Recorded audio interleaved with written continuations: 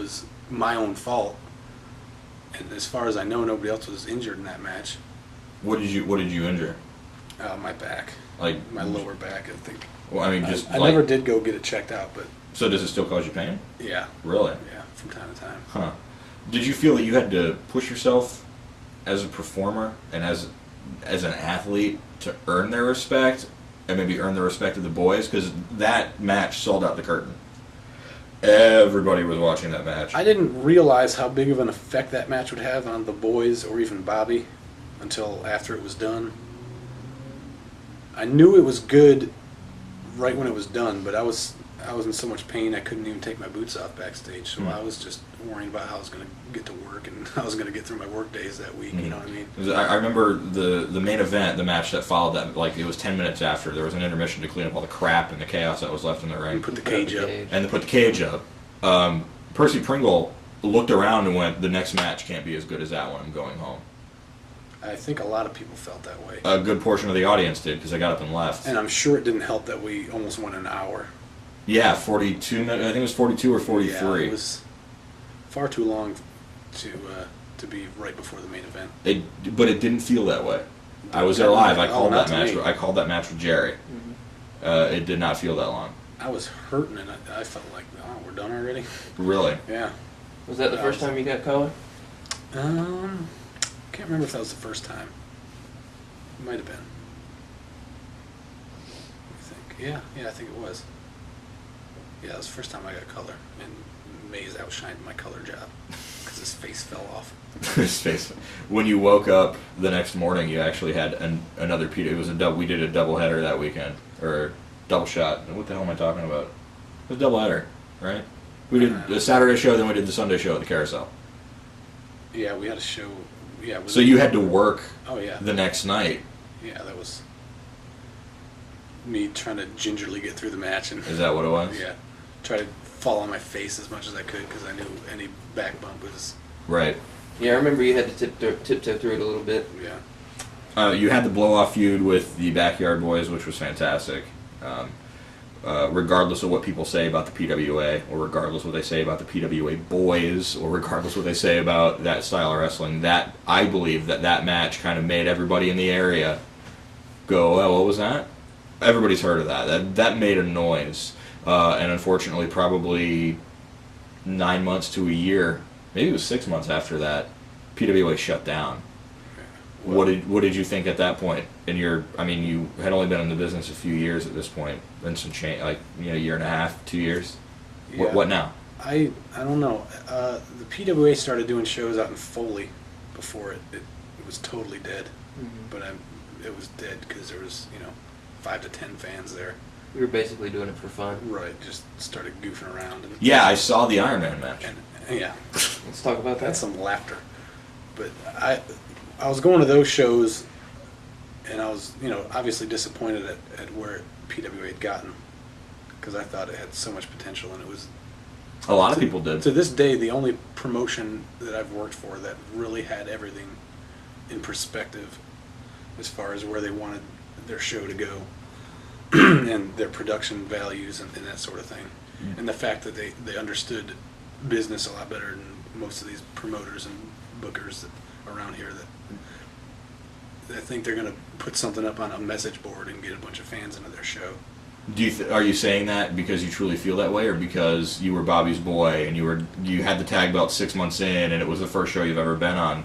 I feel that way because every show I'm at ever since then, it's like I just get this vibe like people don't care about it. The PWA, it was people showing up 2 hours early, and just to hang out with all the boys in the back. It was such a good atmosphere, and everybody was there for the good of the show, and that was the only promotion that I was ever in that I never, was annoyed that I'd have to work a certain person or something like that. It was just, no matter what, that the show is going to be good. Even if your match wasn't as good as you wanted it to be, the show was good. And they don't put on shows like that anymore, from what I see anyway. What do you think the cause of that would be? Is it because people don't know how to book? People don't want to book correctly? I think for the most part, it's promoters that want to try to save a buck, so they'll just put anybody in there. Or they'll say, hey, do you have any students that can work for me for free? And then they put these kids in that aren't ready. So you have 4 matches with no psychology that don't pique the crowd's interest at all, and then you have a match or 2 with some good workers at the end. That's not a good show. It's like they're waiting to leave by the first intermission. It's like, when is this going to be over with? You know what I mean? It's like they don't get excited like they used to. I remember PWA shows would the fans started mocking the ECW chant and chanting PWA, PWA, and I've yet to hear anything even close, remotely close to that by any fans of any promotion. Mm-hmm. Get behind the promotion like that, you know. It wasn't like, Sure. I'm here to see Cornbread or I'm here to see whatever. It was like PWA, you know what I mean? They were It's there to just- see the show instead of... yeah, this is So the PWA drew. shit. Yeah. Bobby Doll, New Era, Nick Bondage, they didn't draw. PWA did. PWA as a whole, the whole show drew people. Bobby could have taken as much wrestlers as he had at one point. He could have taken the roster and split it in half, and either half of the roster could have, you know what I mean, Mhm. put on a stellar show. Yeah. And Did you have it's any favorite guys that you worked in PWA? favorites to work? Backyard Boys, obviously. The Overboys were fun to work. I don't They're from Texas. yeah, Texas, Louisiana border, I think. Yeah, they were always fun. Joey Corman and Samir. Samir. Yeah, they were funny too. Let's see, who else did I like? Dan Delicious is good to work. Jerry, of course. Because I'm here. No. Let's see. Bobby was all right to work. He was fun to work anyway, because he would always give us shit about, you know, the cocky young guys, and we would always give him shit about being the old washed-up has-been kind of guy. It was just fun to get in the ring with him and trying to make each other laugh. And he would always tell me I was stiff after the match and stuff like that. So that's the stuff I remember. As you know, I would look forward to matches with people that I knew I wouldn't have to.